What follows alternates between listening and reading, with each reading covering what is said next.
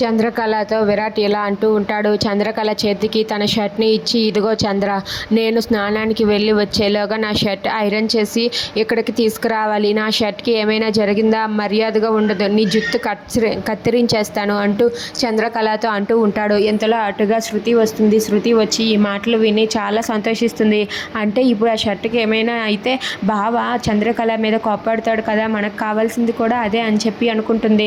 ఇక విరాట్ చంద్రకళకు ఆ మాట చెప్పి అక్కడి నుండి అయితే స్నానానికి వెళ్తాడు. ఇక చంద్రకళ విరాట్ బావ షర్ట్ని ఐరన్ చేయడం కోసం అని చెప్పి అక్కడికి వెళ్తుంది. ఇక ఆ షర్ట్ అక్కడ పెట్టి ఆ స్విచ్ ఆన్ చేసి ఐరన్ చేస్తూ ఉంటుంది. అలా ఐరన్ చేస్తూ ఉండగా ఇంతలో చంద్రకళకి అయితే ఒక కాల్ వస్తుంది.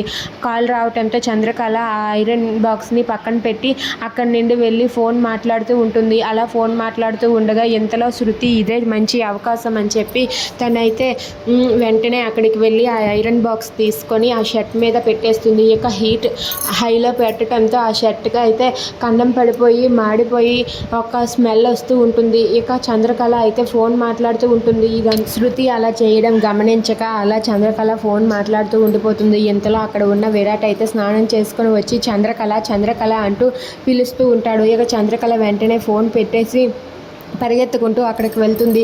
ఇక శృతి అయితే అది చూసి ఇప్పుడు వెళ్ళవే, బావ చేతిలో నీకు ఉంటుంది అని చెప్పి అనుకుంటుంది. ఇక చంద్రకళ ఆ షర్ట్ తీసుకొని వస్తూ ఉంటుంది. ఇక ఆ షర్ట్కి పెద్ద కన్నం అవటంతో అది చూసి చంద్రకళ ఒక్కసారిగా షాక్ అయిపోతుంది. ఇక అదే షర్ట్ని తీసుకొని లోపలికి వెళ్తుంది. వెళ్ళేసరికి అది చూసి అక్కడ ఉన్న విరాట్ ఒక్కసారిగా షాక్ అయిపోతాడు. Please subscribe